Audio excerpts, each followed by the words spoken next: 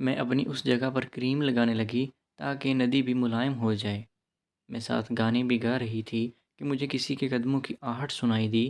میں پہلے تو ڈر گئی تھی کہ نہ جانے کون ہوگا، پھر مجھے خیال آیا کہ احمد ہی ہوگا، اسی کا دل نہیں لگتا میرے بنا۔ میں نے پیچھے مڑ کر دیکھا تو سامنے اپنے ابا کو کھڑا دیکھ کر میرے تو ہوش اڑ گئے اور ابا کے بھی ہوش اڑنے لگے تھے۔ مجھے ایسی حالت میں دیکھ کر اب ابا اور میں ایک دونوں کو حیرت کی نگاہوں سے دیکھنے لگے تھے۔ مجھے ایسی حالت میں دیکھ کر ابا کا منہ حیرت سے کھلے کا کھلا رہ گیا، اور جب کہ میں خوف سے بے ہوش ہونے کے قریب تھی، ابا کو دیکھ کر میرے ہوش اڑ گئے اور میں وہیں بے ہوش ہو گئی۔ جب ہوش میں آئی تو میں نے کپڑے پہن رکھے تھے اور مجھے اپنی ندی میں درد بھی محسوس ہو رہا تھا۔ یہ مجھے کپڑے کس نے پہنائے تھے؟ میں خود کو دیکھ کر بولی اور بستر سے نکل کر واش روم میں چلی گئی۔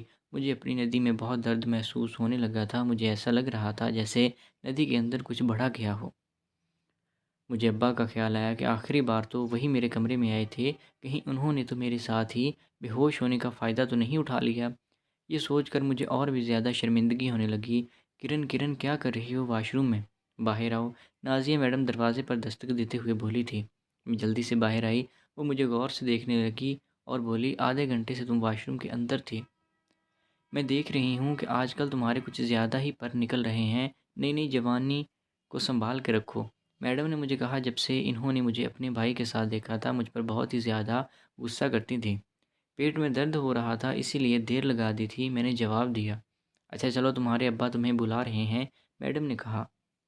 مجھے ابا کے سامنے جاتے ہوئے شرم بھی آ رہی تھی کہ پتہ نہیں کیا ہوگا ابا نے میرے ساتھ، اور میں ان کے سامنے بے لباس آئی۔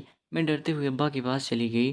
ابا اور ہم آنٹی بھی لاؤنج میں بیٹھے ہوئے تھے، ٹی وی دیکھ رہے تھے۔ میں جب ابا کے پاس آئی تو وہ مسکرا کر دیکھنے لگے اور کہنے لگے، ادھر میرے پاس بیٹھو کرن۔ میں ڈرتے ہوئے ابا کے پاس بیٹھی۔ ابا نے مجھے اپنے سینے سے لگا لیا اور کہنے لگے، میری پیاری بیٹی۔ مجھے ابا کے قریب آنے سے بھی ڈر لگ رہا تھا۔ میں کچھ نہ بولی۔ تمہیں نئی امی پسند آئی ہے نا کرن؟ ابا نے مجھ سے پوچھا۔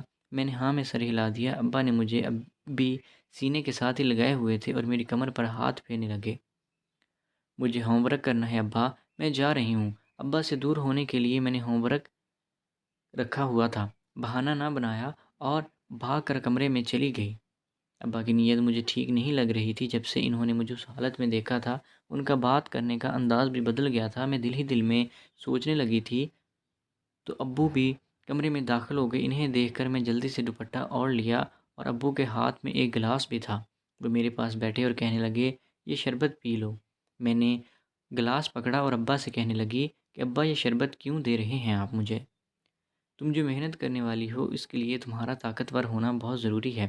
یہ شربت پینے سے تم طاقتور بنو گی، جلدی سے پی لو۔ ابا نے مجھے زبردستی شربت پلا دیا۔ مگر ابا، میں ایسا کون سا کام کرنے لگی ہوں جس میں مجھے طاقت کی ضرورت ہے؟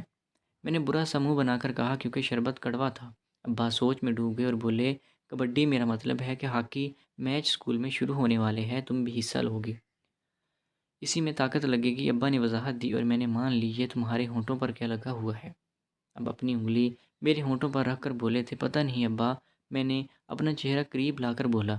اتنے میں میڈم کمرے میں داخل ہوئی۔ ابا نے چہرہ فوراً پیچھے کر لیا اور ابا مجھے شک کی نگاہوں سے دیکھنے لگے اور بولی، چلو میرے ساتھ، تم شاپنگ پر مجھے کچھ سامان لینا ہے۔ ہاں چلو۔ ابا فوراً اٹھ کر کھڑے ہو گئے اور پھر امی کے ساتھ چلے گئے۔ 15 منٹ بعد میں احمد کے کمرے میں چلی آئی تھی تو دیکھا وہ اپنا چپو باہر نکال کر موبائل پر کچھ دیکھ رہا تھا۔ وہ پہلے مجھے دیکھ کر ڈر گیا تھا، پھر کہنے لگا، شکر ہو تم ہو، میں تمہارے پاس ہی آنے والا تھا، دروازہ بند کر کے میرے پاس آ جاؤ۔ احمد نے کہا۔ میں نے دروازہ بند کر کے اس کے پاس آئی۔ اس نے میرے لباس کو مجھ سے الگ کر دینے کا کہا۔ میرے چپو کو ہاتھ میں پکڑ کر اس کے ساتھ کھیلو تاکہ وہ لمبا ہو جائے۔ میں نے ہاتھ میں لے لیا اور اس سے پوچھنے لگی کہ وہ کیا ہے؟ وہ میرے کمرے میں آیا تھا پہلے؟ وہ کہنے لگا، نہیں، آپ ہی کے ساتھ میں جب بھی تمہارے کمرے سے نکل رہا ہوں اس کے بعد نہیں آیا۔ کیوں، کیا ہوا؟ وہ مجھے پریشان دیکھ کر بولا تھا۔ کچھ نہیں ہوا، میں نے اسے ابا کے بارے میں نہیں بتایا تھا۔ میں سمجھ گئی تھی کہ اگر احمد کمرے میں نہیں آیا تو اس کا مطلب ابا کمرے میں آئے تھے اور انہوں نے میری ٹیش کے ساتھ چھیڑ چھاڑ کی تھی، تبھی وہ دکھ رہی تھی۔ اگر احمد آتا تو وہ مجھے بتا دیتا۔ بہرحال میں اس کے چپو کے ساتھ کھیلنے لگی تھی۔ جب وہ بڑا ہو گیا تو احمد مجھے سیدھا لیٹ جانے کا کہا اور پھر میری دونوں ٹانگوں کو کھول دیا اور میری ندی کے درمیان آیا اور اپنا ہاتھ چلانے لگا اور بولا، یار تمہاری ندی بہت ملائم ہے، اسے دیکھ کر کوئی بھی فدا ہو جائے گا، احمد نے کہا، اور پھر میری ندی کو غور سے دیکھنے لگا اور بولا، یار تم ندی کا ڈھکن اتنا سرخ کیوں ہوا ہے؟ دن کو تو بالکل ٹھیک تھا، میری ندی سفید تھی، اس لیے جب وہ سرخ ہوئی تو وہ واضح دکھائی دے رہی تھی۔ مجھے کیا معلوم تھا کہ کیوں سرخ ہے، میں نے احمد کہا تو کہنے لگا، سرخ تبھی ہوتی ہے جب ندی کے اندر چپو داخل ہوتا ہے، لیکن میں تو چپو داخل نہیں کیا اور نہ ہی تم کسی سے ملی ہو۔ احمد گہری سوچ میں ڈوب گیا، میں سمجھ گئی تھی کہ ابو ہی ہیں، ابو اپنا چپو میری ندی میں داخل کیا تھا، مجھے دیکھ کر ان سے برداشت نہیں ہوا ہوگا۔